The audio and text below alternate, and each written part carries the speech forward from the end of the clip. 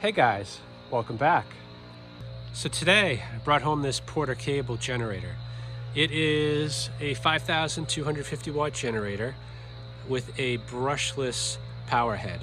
Now, I don't know too much about it other than it was stored in someone's garage, and of course it doesn't run now. So I checked a few things, I guess first the oil, and it was low. And generally on most of the 10 horse Briggs I get, that won't matter too much. But in this case, this is one of the rare ones that actually has an oil sensor. So top the oil off, at least the oil that was in there was pretty clean looking. And the tank was also empty. Now, the smell in the tank was pretty bad, so someone did empty out a bunch of old gas. I just put some fresh stuff in there, so I'm gonna just pull the cord a few times and see if we get anything out of this engine.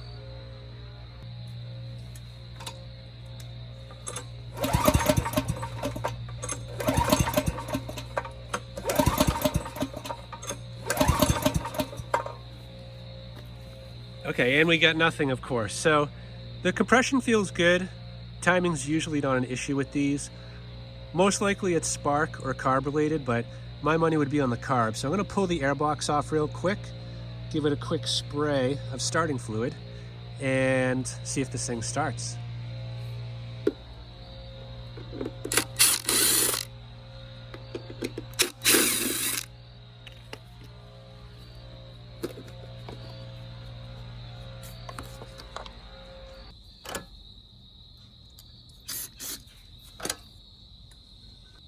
Okay, ready to give this thing a quick try. I did plug a light in. I want to see that power head works, but it's only going to run for a second, so it may not run long enough to actually get it to turn on.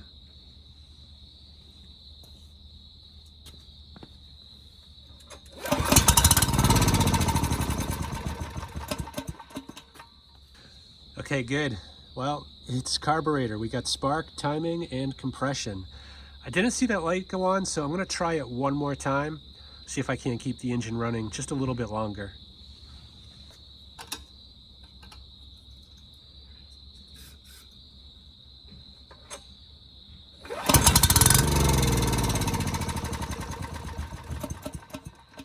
Okay, good. That light just came on a little bit, and that's all I needed to see. So get this thing inside, get that carb off, and see if it can be saved.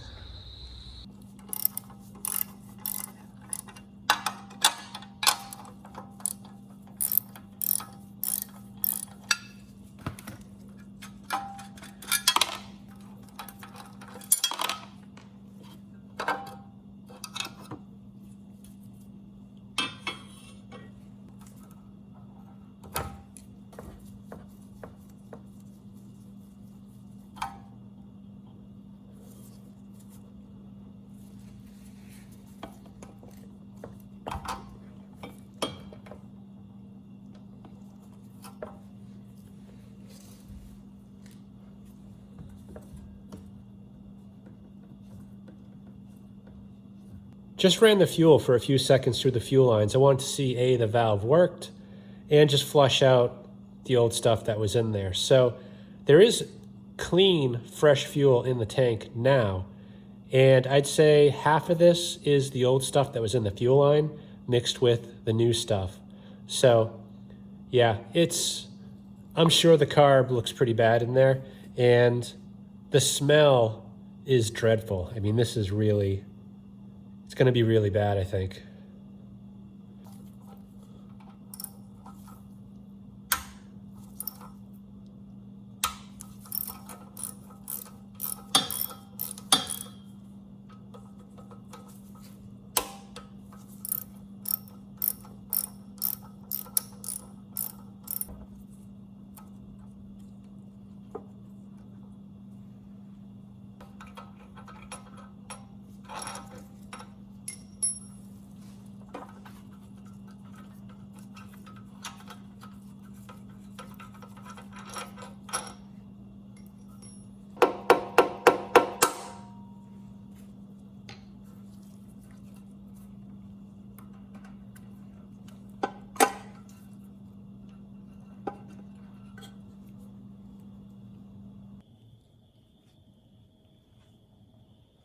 So these screws here holding the bowl on almost never come off with just a screwdriver. So usually just crack them free with vice grips, but I'm gonna try an impact and see if that'll work as well.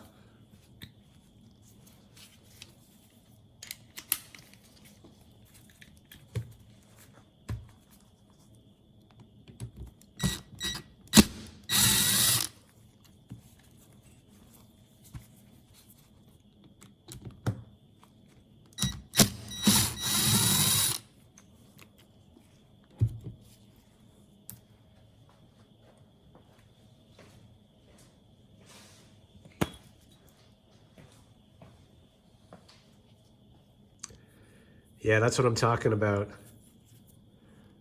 That is probably one of the worst bowls I've seen. Now, I don't think it's corrosion actually.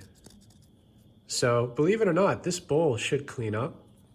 And that's the one good thing I like about the Nickeys, especially besides the bowl, it's mostly plastic from here down, and with the exception of the spring and the pin.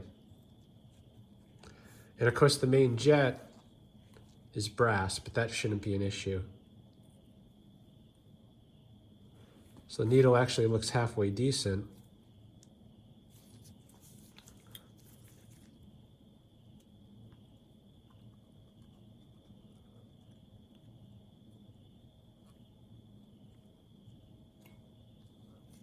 And the emulsion tube is pretty bad.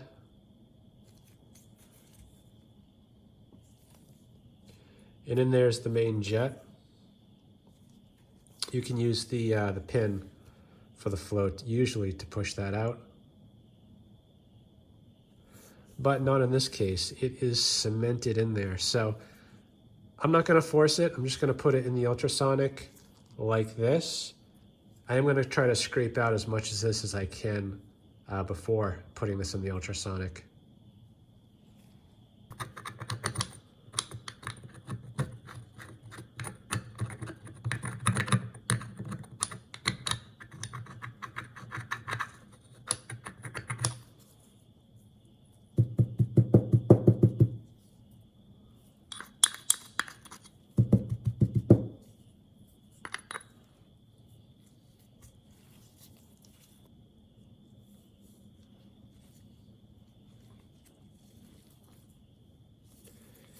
Yeah, and that's it. There's really not much to these carbs. I'm gonna just clean up this emulsion tube a bit before putting it in the ultrasonic. And usually I like taking off this intricate gasket.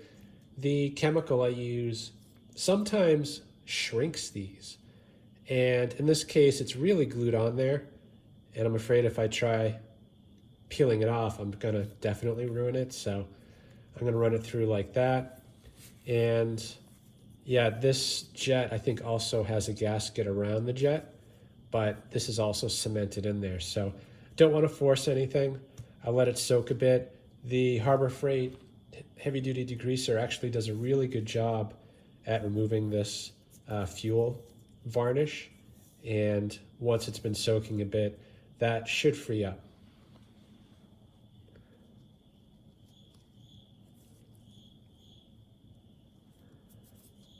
It's almost like rust, but it's a plastic tank, rubber fuel lines. Don't think it's rust.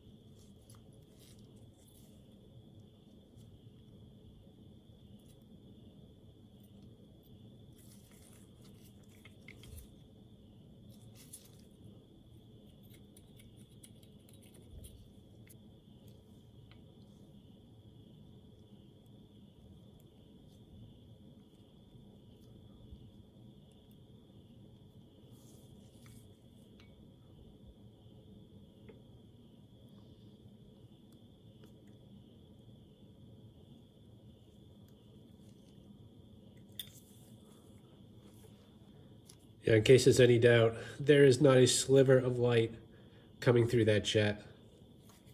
So it's a good idea to clear that out before putting it through the ultrasonic.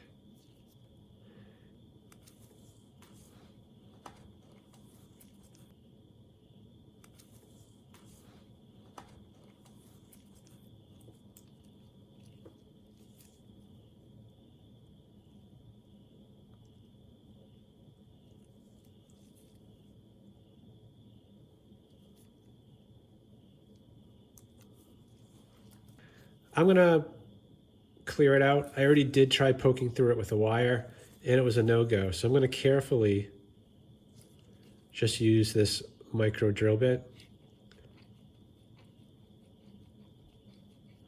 I'm not trying to make the hole bigger, just trying to get the junk out.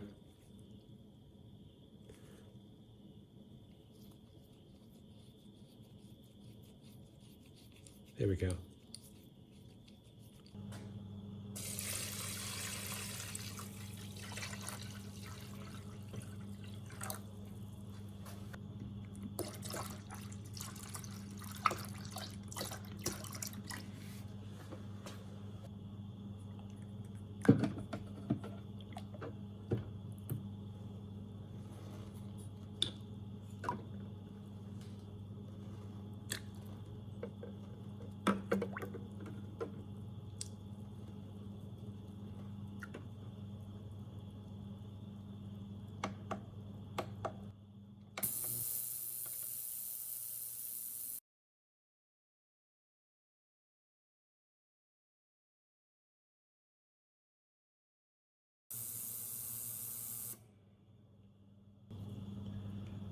Yeah, it's cleaning up pretty well. So I'm gonna run it through a few more times until most of that's gone. So it came out pretty well. I mean, the bowl itself looks almost as good as new, and the carb looks unbelievably clean. So I think it'll definitely run. I guess the question is how well. Now, I did manage to free this up. It actually just fell out when I removed it from the ultrasonic and poked out the main jet and just kind of cleaned around the edges. But you know, this stuff is looking pretty good. So I'm just going to reassemble it and throw it back on and we'll try it out. So just take note, this is the main jet and one end is a more narrow diameter. So that's the end you want to put down. And a lot of times it kind of turns when going down and doesn't actually go all the way in. So it might take a few tries to get it the right way.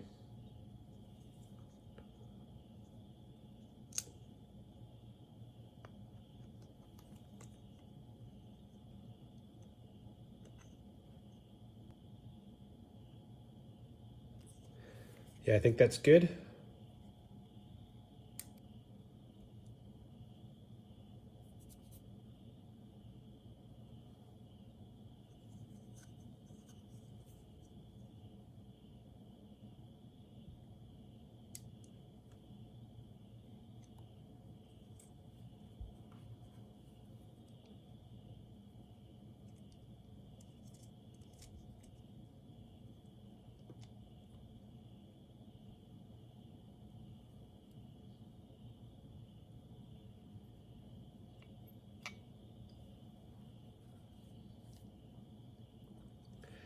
And you just got to line it up. The fuel goes in here and that's where it exits. So if you look here, there's a part that's raised. That needs to go in this area.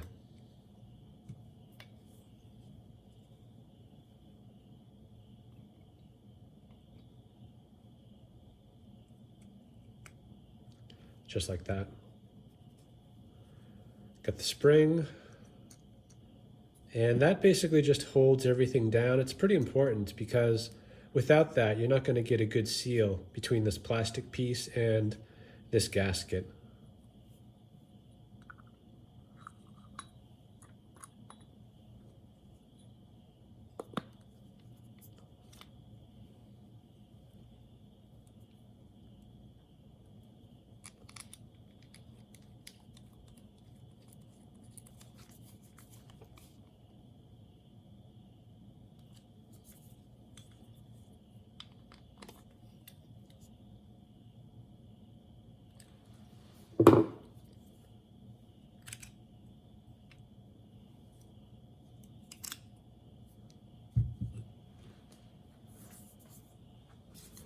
So actually, before putting that carb back on, I'm going to swap out that fuel filter. I'm willing to bet there's a lot of junk in the filter, but also in the line kind of behind the filter. So we'll swap that out now, flush the line again, and see what comes out.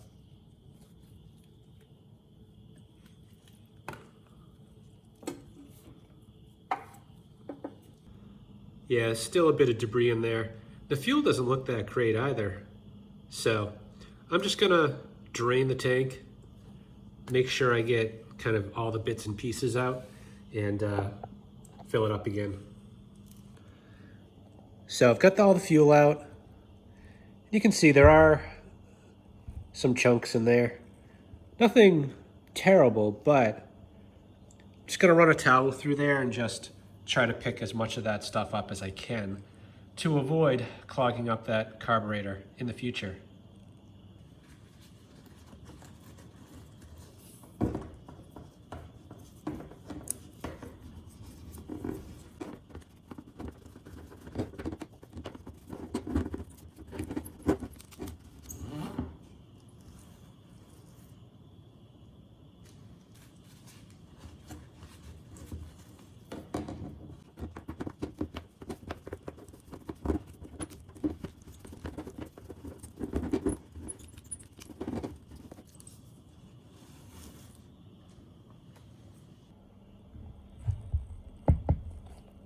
Yeah, so you can see it's a lot better. Thankfully, this is a plastic tank. You know, I don't mind buying used generators, but if it has a metal tank, and most do, be sure to check the tanks. A lot of times they're not available, or if they are available, they're like $300. So in this case, it's plastic, and besides the debris in there, there's really not much else to worry about. So I think we're good. I'm just gonna proceed getting that fuel filter on, get the carb on, and bring this thing outside.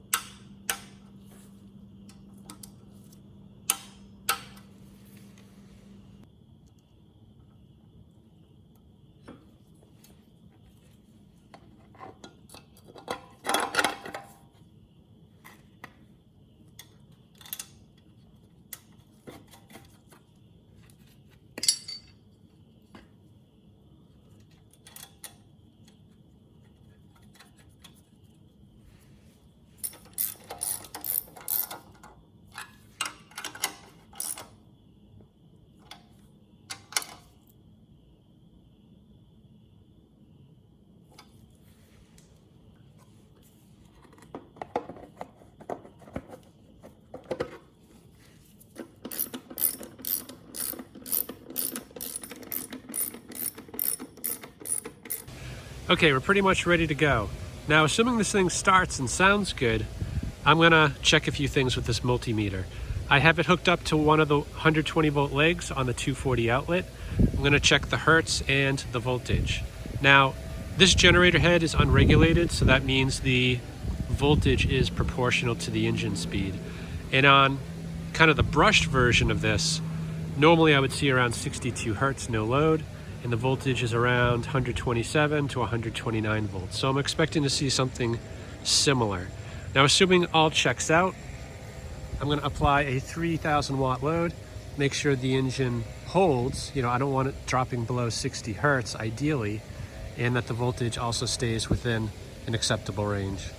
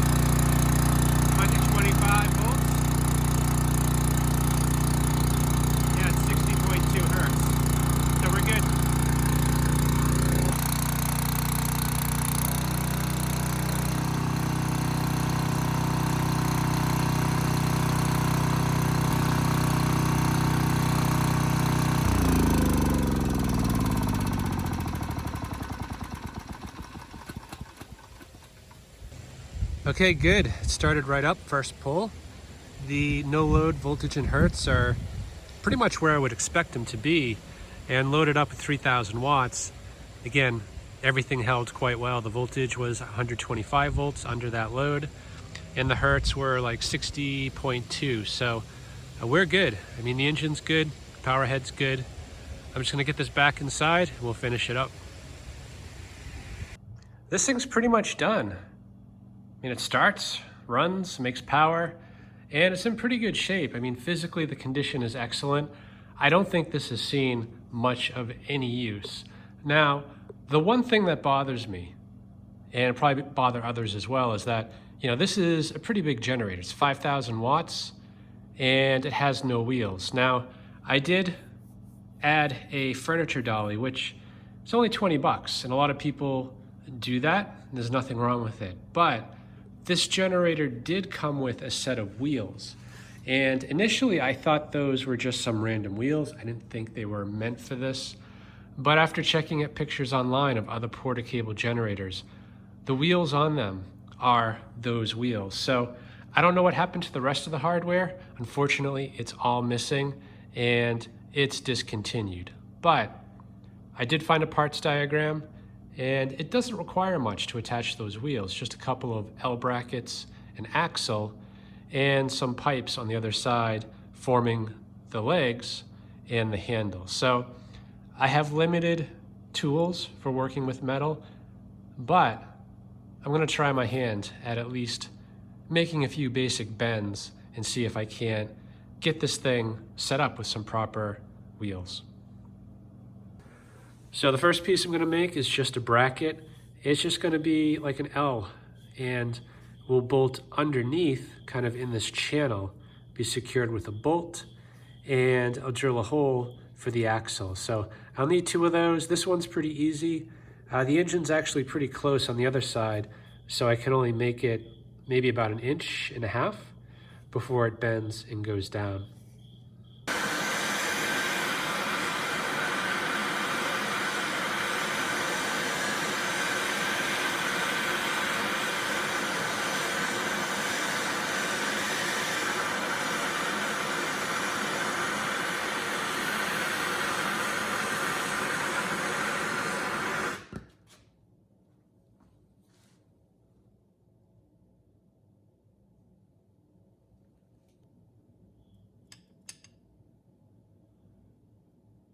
Yeah, it's not too bad.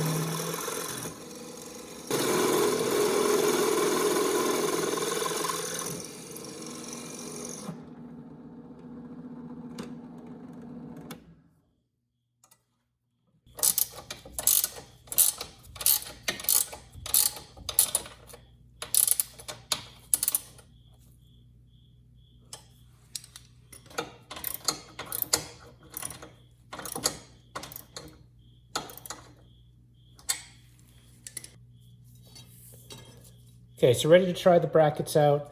I did put one of the push nuts onto the end of the axle. So what I want to do is just assemble the axle, get everything in position, and then just mark where I need to cut that axle, make that cut, and then put it back together again.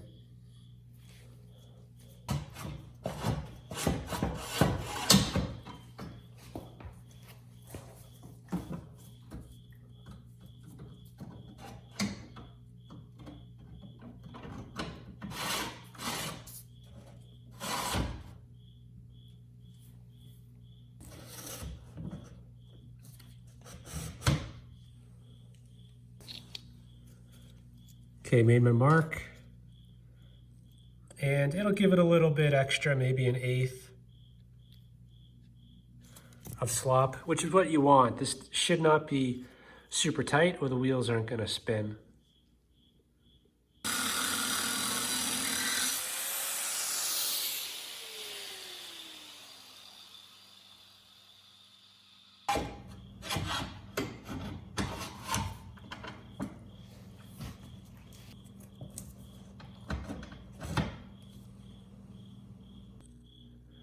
So that's what it's shaping up to look like. Now, I did not put the push nut yet on the other side. I just have vice grips kind of holding that wheel in place. I'm gonna end up taking everything off to paint it, the brackets, and eventually the handles. Now, I've got everything leveled out. I'm just trying to determine how far I want the handle to come out, and I'm thinking about 10 inches. So, I've already marked the conduit. Now this bender has a 6-inch take up. So to get 10 inches, I actually subtract 6 and mark it at 4. And that's where we're gonna put it. And bend it and try to get as close to 90 as possible. 90 degrees, that is.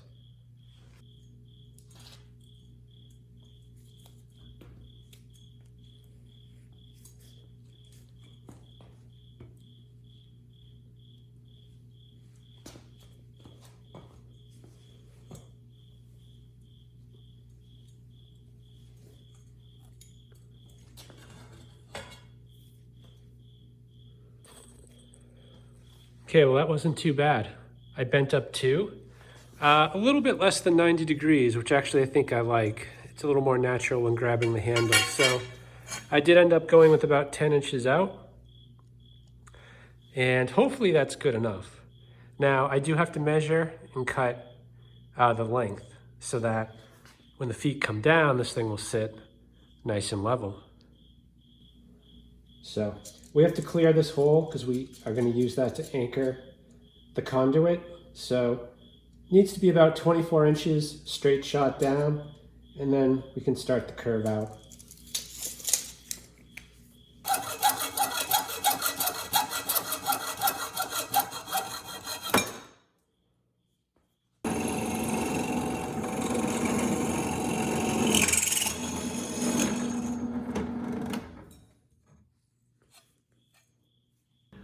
It is now holding its own weight, more or less. I only have 1 bolt in here on each side. So I'm gonna do 1 more down here, and I'm just gonna loosely tighten those, and we'll give it a quick test.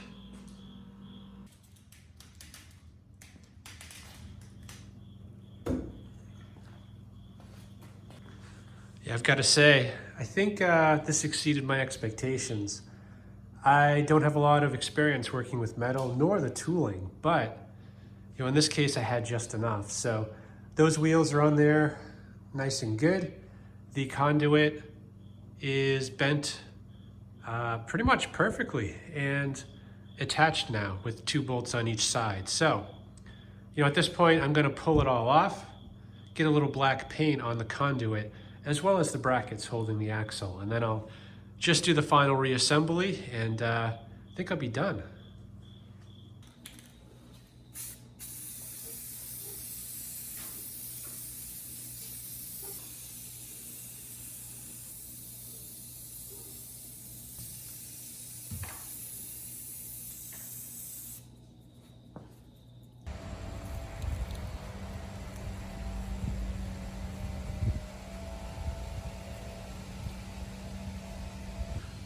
So as luck would have it, a few months back, one of my kids' toys broke, and you know, I took it apart, recycled it, but I did save a few parts, two of them being these grips here. And as luck would have it, they fit.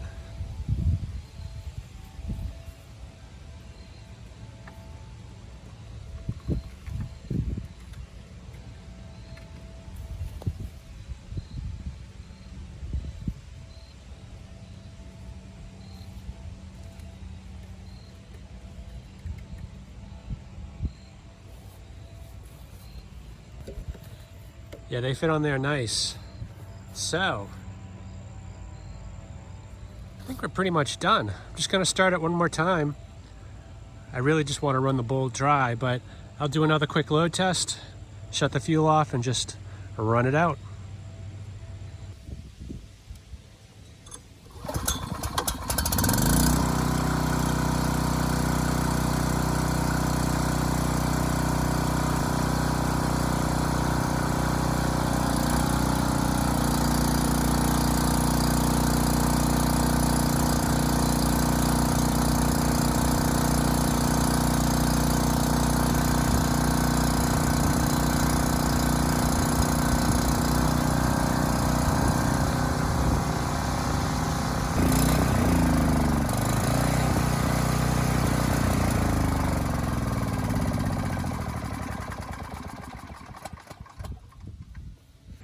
Yeah, not too bad. This thing didn't really need much to get it running again. I mean, aside from the carb, which was a complete mess, but luckily that cleaned up. You know, no new parts needed there. Now, I did find the date code on the engine, and surprisingly, this was built April 25th, 2003. So it's over 17 and a half years old. So clearly someone stored this indoors, most likely covered for a majority of that period. But you know, I guess I should have known.